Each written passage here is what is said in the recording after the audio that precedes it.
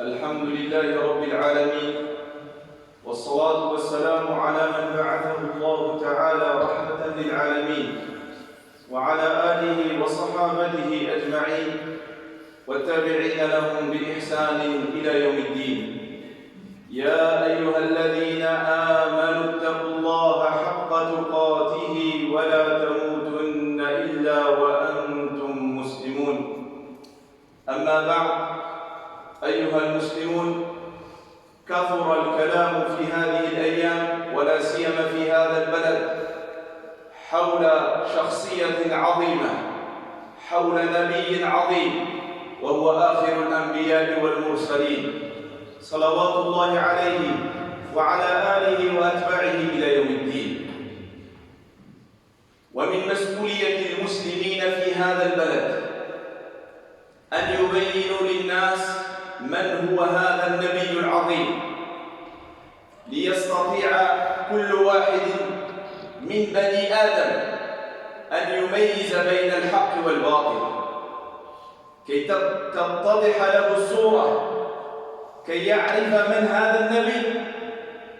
هذا دورنا أيها الإخوة والأخوات، وهذا الدور ليس دور الإمام والخطباء والدعاة فحسب، بل هذا دور المسلمين جميعا.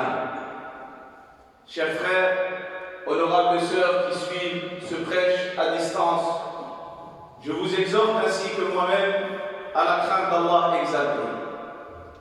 Depuis quelques jours, l'on entend beaucoup de choses à propos d'un homme exceptionnel, à propos du plus grand homme qu'ait porté cette terre. L'on entend beaucoup de choses se dire à propos du sceau des prophètes. Alors, il est de notre devoir en tant que musulmans d'apporter un éclaircissement. Beaucoup de gens, même au sein de notre communauté, veulent parler du prophète, veulent dire qu'il est. Mais si nous n'avons pas le savoir, nous allons faire plus de mal que de bien. Alors nous devons, en tant que musulmans, dire qui est le prophète. Car malheureusement, même des musulmans, beaucoup de musulmans encore ne le connaissent pas comme il se doit. Ils savent, c'est le messager d'Allah, point barre. Mais ils ne connaissent pas sa vie, ils ne l'ont pas étudié en détail et en profondeur auprès des spécialistes, femmes et hommes. Et pourquoi est-ce que cet éclaircissement est important? Pour permettre aux croyants et aux croyantes qui ont décidé de suivre son chemin, de le suivre avec clairvoyance, pour ne tomber dans aucun égarement et pour être à l'abri de tout extrémisme. من هو رسول الله صلى الله عليه وسلم ولما بعثه الله تعالى؟ يقول الله تعالى في آية واحدة: من هو هذا الرسول ولما بعث؟ فقال سبحانه: وما أرسلناك إلا رحمة للعالمين.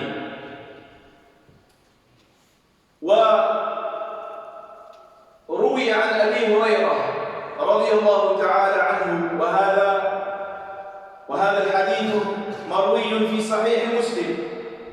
قال أبو هريرة رضي الله عنه: قيل للنبي صلى الله عليه وسلم: يا رسول الله ادعوا على المشركين بعد أن كثر الأذى. هذا أحد الناس قال: يا رسول الله ادعوا على المشركين. فأجاب نبي الرحمة قائلا: إني لم أبعث لعانا. سمعوا لي: إني لم أبعث لعانا وإنما بعثت رحمة. وإنما بعثت رحمة. Qui est le prophète sallallahu alayhi wa sallam? Allah va nous dire dans une ayah très claire qui est ce messager et quelle est sa mission. Et il va nous résumer l'objectif de toute sa venue sur terre en une seule ayah.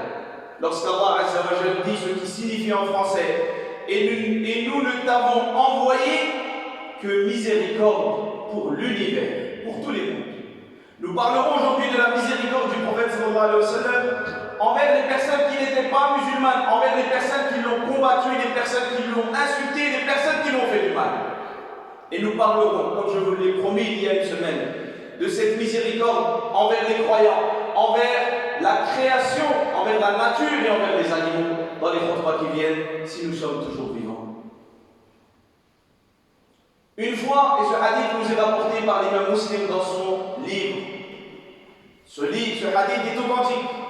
Abu Huraira radiallahu anhu rapporte qu'un homme est venu voir au prophète sallallahu alayhi wa sallam. Il a été dit au prophète sallallahu alayhi wa sallam: ô messager d'Allah, invoque contre les associateurs, ces gens qui adoraient autre qu'Allah, donc qui n'ont pas la même religion que le prophète sallallahu alayhi wa sallam, et qui lui causaient du tort. Ils l'ont insulté, ils l'ont frappé, et ils ont voulu le tuer à plusieurs tentatives. Mais Allah l'a protégé. Et si Allah te protège, personne ne peut t'atteindre. Mais si Allah ne te protège pas, tu n'es à l'abri d'aucun mal qui peut te toucher. Et le prophète sallallahu alayhi wa sallam, après que les gens lui ont dit cela, écoutez sa réponse sallallahu alayhi wa sallam, il a dit: certes, je n'ai pas été envoyé comme maudisseur, je n'ai été envoyé que comme miséricorde. Je n'ai été envoyé que comme miséricorde, sallallahu alayhi wa sallam. ولنذكر الآن بعض أقوال الصحابة رضي الله عنه في شخصية رسول الله صلى الله عليه وسلم وفي أخلاقه وفي تعامله. ولنبدأ بقول سيدنا أنس رضي الله عنه، هذا الصحابي الجليل الذي أكرمه الله بخدمة رسول الله صلى الله عليه وسلم لمدة طويلة، ما خدموش نهار ولا يومين، 10 سنين تشرف بخدمة رسول الله صلى الله عليه وسلم. هذا الصحابي الجليل قال رضي الله عنه: كان رسول الله صلى الله عليه وسلم أحسن الناس خلقا. كي تبغي تعرف واحد، هذا ماشي صحابي كان يصلي مع رسول الله صلى الله عليه وسلم فحسب، لا، هذا تعامل معه في بيته، هذا اللي عرفه مزيان. وهناك صحابية جليلة، امرأة عظيمة تصف لنا النبي صلى الله عليه وسلم وهي تعرفه حقا، وهي زوجته السيدة عائشة رضي الله تعالى عنها وأرضاها. لما سئلت عن خلق رسول الله صلى الله عليه وسلم أجابت قائلة: كان خلق نبي الله صلى الله عليه وسلم القرآن. كان خلق نبي الله صلى الله عليه وسلم القرآن. المرأة هي اللي كتعرف الرجل، ما تقولش الناس تعرفوا من المسجد يقول له هذا مزيان، لا، انظر إلى من تعامل معه، وانظر إلى زوجه رضي الله تعالى عنها ماذا قالوا في حقه صلى الله عليه وسلم. ولذا اتفق المسلمون أنه لن يأتي على هذا الأرض نبي قبله ولا بعده أكرمه الله سبحانه وتعالى بخلق عظيم مثله، ولذا زكاه الله تعالى قائلا: وإنك لعلى خلق عظيم. وقال في حقه حسان بن ثابت، هذا الشاعر، هذا الصحابي الجليل: وأحسن منك لم ترى قط عيني، وأجمل منك لم تلد النساء، خلقت مبرأ من كل عيب، كأنك خلقت كما تشاء. صلى الله عليه وسلم. Nous avons cité 3 personnes, des croyants qui ont décrit le prophète sallallahu alayhi wa sallam. Nous avons d'abord choisi Anas radiyallahu anhu, ce compagnon qui a été honoré par le fait d'être au service du prophète sallallahu alayhi wa sallam. Donc il était avec lui tout le temps. Ce compagnon le connaît très bien.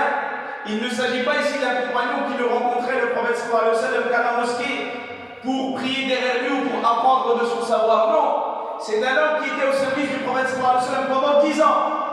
Et il a dit sallallahu alayhi wa sallam: le messager d'Allah sallallahu alayhi wa sallam jouissait dans la société de la plus haute moralité et du meilleur caractère.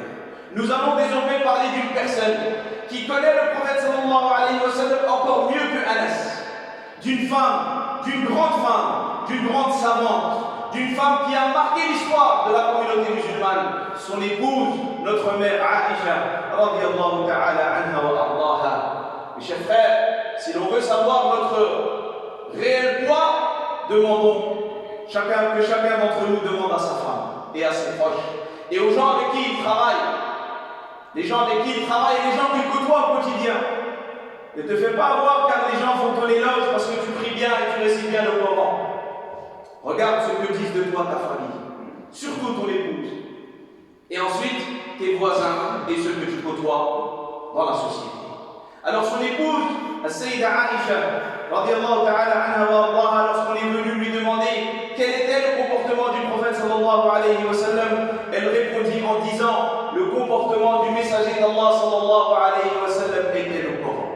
En d'autres termes, son comportement était exceptionnel.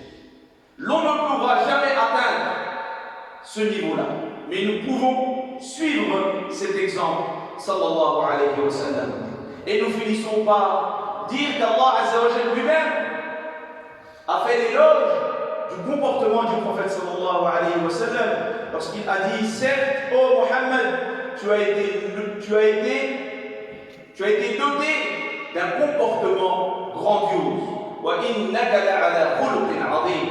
Hassan ibn Thabit était un poète.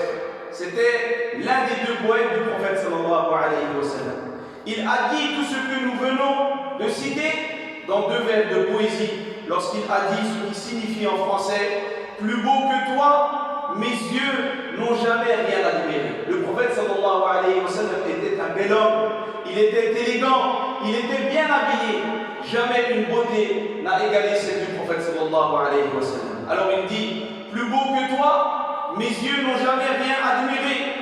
Aussi sublime que toi, les mères n'ont jamais enfanté. Dans la première partie, il parle du physique et dans la seconde, il parle du comportement. Puis il dit, exempt de tout défaut, parfaitement tu fus créé comme si tu le fus selon ta propre volonté. ولنتحدث الآن عما قاله بعض المفكرين من غير المسلمين في مدح رسول الله صلى الله عليه وسلم.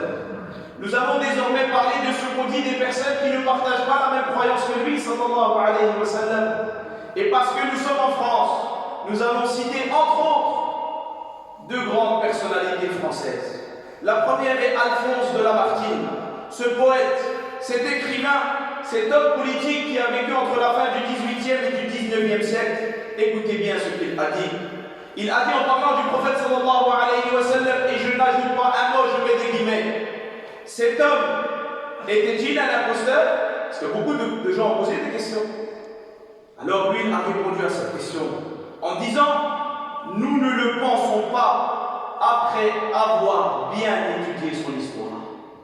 Ces penseurs ont étudié la vie du prophète sallallahu alayhi wa sallam.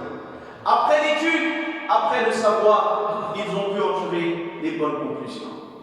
Et c'est pour cela que l'autre fois j'ai dit que notre plus grand ennemi, notre ennemi commun, c'est l'ignorance. Et nous allons citer ce qu'a dit Ernest Renan, cet historien français, spécialiste de l'histoire des religions, cet historien qui a vécu au XIXe siècle. Je mets des guillemets. Il a dit, en somme, Mahomet nous apparaît comme un homme doux, il n'est pas musulman. Regardez ce qu'il dit. Mahomet nous apparaît comme un homme doux, sensible, exempt de haine. Cet homme est un historien. Cet homme connaît l'histoire. Et il sait que les gouverneurs qui ont pris la place, qui ont pris le pouvoir dans leurs pays respectifs, à chaque fois qu'ils prennent le pouvoir, ils se vengent contre ceux qui leur ont causé du tort. Et il sait, car il a étudié la vie du prophète sallallahu alayhi wa sallam, que le prophète sallallahu alayhi wa sallam ne s'est jamais vengé sallallahu alayhi wa sallam. أيها المسلمون إن هذا الإحسان الذي ذكرناه الآن لا يتعلق ولا يرتبط بالموافقة الدينية أبدا.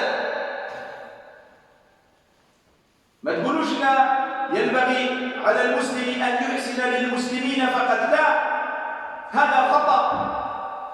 ذكر أهل التفسير عن ابن عباس رضي الله عنه أن أناس من المسلمين كانت لهم الأسرة من غير المسلمين، من بعض اليهود من أهل المدينة، وكانوا ينفقون عليهم. وجاء رجال إلى رسول الله صلى الله عليه وسلم فسألوه فقالوا يا رسول الله أنتصدق على من هو ليس من ديننا. احنا مسلمين نعطيه الصدقة نريد الأجر والثواب، هؤلاء من أسرنا هذو العائلة تاعنا ولكن ليسوا مسلمين. فجاء القرآن قاطعا يبين أن هذا الإحسان لا علاقة له بالدين بالموافقة الدينية، فقال سبحانه ليس عليك هداهم ولكن الله يهدي من يشاء وما تنفقوا من خير فلأنفسكم وما تنفقون إلا ابتغاء وجه الله وما تنفقوا من خير يوفى إليكم وأنتم لا تظلمون. جاء القرآن العظيم يثبت الأجر في الإنفاق على غير المسلمين من هؤلاء الصحابة الكرام. Ce comportement que demande l'islam n'est pas lié à la religion. Tu ne dois pas être, en tant que musulman et musulmane, bon envers les musulmans et musulmanes seulement. C'est faux et c'est une erreur de compréhension des textes fondamentaux de l'islam. Il est rapporté dans l'exégèse de Surat al-Baqarah, d'après Ibn Abbas radiallahu anhu. Il a dit qu'il y avait parmi les compagnons du prophète sallallahu alayhi wa sallam des gens qui avaient de la famille qui n'étaient pas musulmanes. Ces gens aidaient leur famille qui n'était pas musulmane. Et un jour, certains sont venus voir le prophète sallallahu alayhi wa sallam en lui disant: ô messager d'Allah, pouvons-nous aider des personnes qui ne sont pas musulmanes? Parce que le musulman fait l'aumône, il attend la récompense d'Allah.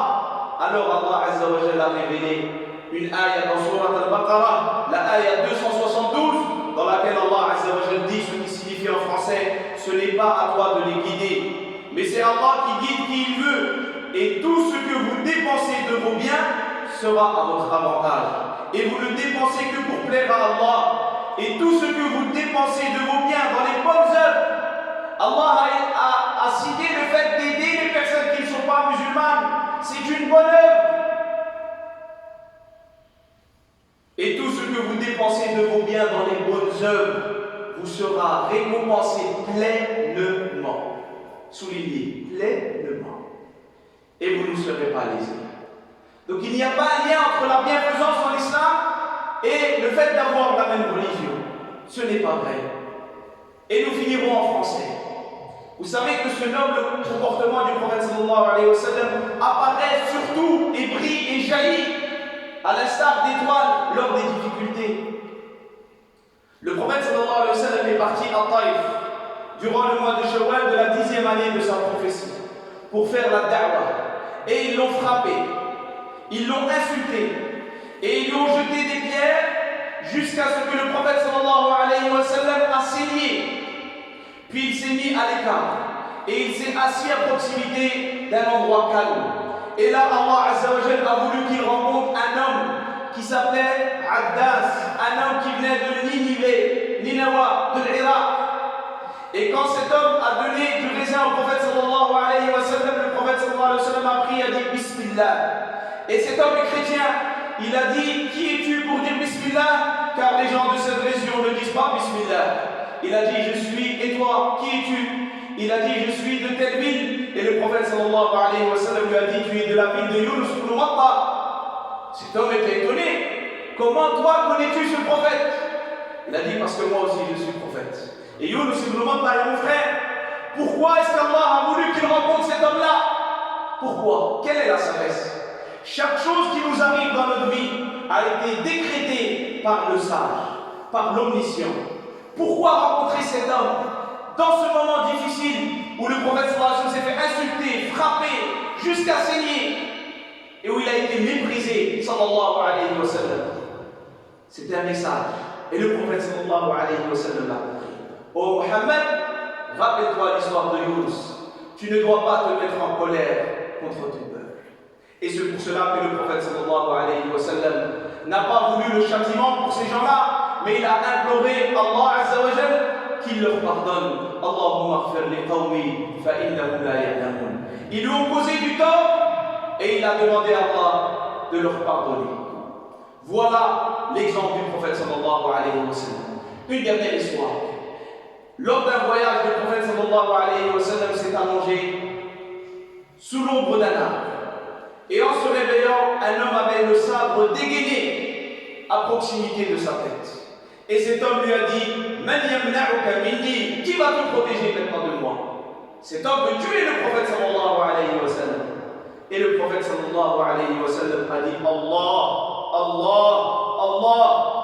Et ce sabre est tombé.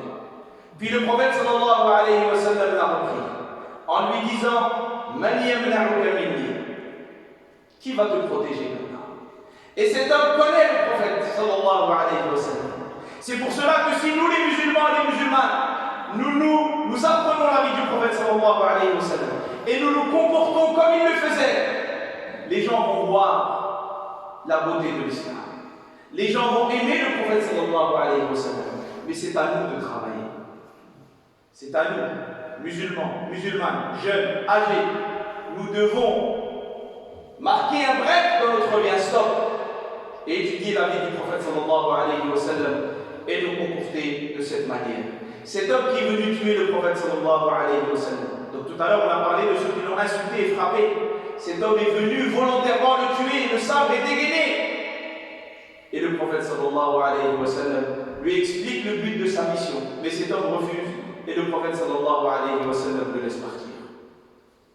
Et là, cet homme, lorsqu'il arrive auprès de son peuple, il dira, j'étais avec le meilleur, avec la meilleure personne qui existe sur terre. جئتكم من عند خير الناس.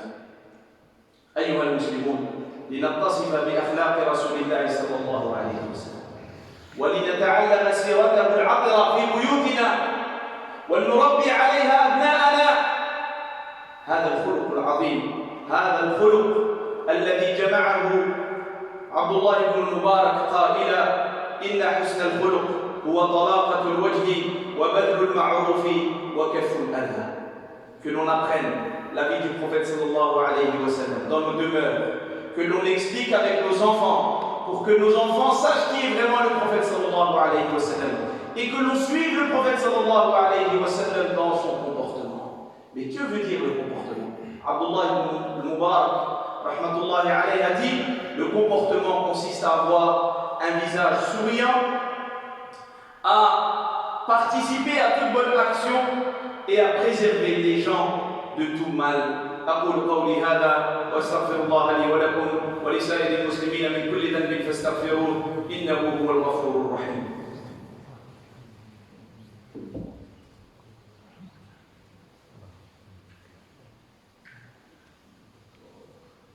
الحمد لله وكفى وسلام على عباده الذين اصطفى. أيها المسلمون والمسلمات، إن من الأوامر القرآنية قوله تعالى: وتعاونوا على البر والتقوى ولا تعاونوا على الإثم والعدوان. Parmi les ordres religieux en islam, cette parole d'Allah Azza wa Jalla dans laquelle il a dit: entraînez-vous dans l'accomplissement des bonnes œuvres et de la piété, et ne vous entraînez pas dans le péché et la transgression. وتعاونوا على البر جاءت بالتعريف، وهذا يدل على الاستغراق والشمولية، أي تعاونوا على كل أنواع البر. تعاونوا على كل أنواع البر مع المسلمين أو غير المسلمين. وهذا ليس بقولي، بل هذا فعل رسول الله صلى الله عليه وسلم. قبل الإسلام حضر النبي صلى الله عليه وسلم في مكة المكرمة في حلف الفضول، وقال النبي صلى الله عليه وسلم بعد أن أصبح نبيا: ما أحب أن لي به حمر النعم ولو دعيت به في الإسلام لأجبت. هذا الحلف وقع بين المشركين في مكة المكرمة. علاش؟ ليعطوا الحق للمظلوم. فهذا نوع من البر، وتعاونوا على البر. فالنبي صلى الله عليه وسلم حضر معه. وقد يقول قائل: ولكن لم ينبأ، ما زال ماشي النبي صلى الله عليه وسلم، ما زال في ذاك الوقت. ولكن قوله صلى الله عليه وسلم توقفك، حيث قال يعني كان النبي صلى الله عليه وسلم يفتخر بحضوره في هذا الحلف، كان يفتخر بذلك إلى أنه قال: وخيعتم لي حمر النعم، ما غاديش لا أتراجع عن موقفي. ثم قال: ولو دعيت به في الإسلام. أنا الآن نبي، لو كان يطلب مني مرة أخرى أن أحضر مع المشركين فيما يتعلق بالبر لفعلت. لا إله إلا الله. فينبغي للمسلم أن يتعاون مع غيره في كل ما يتعلق بالبر، بحصول البر، بحصول المنفعة، وأن يتعاون مع غيره يدا في يد ضد كل سوء.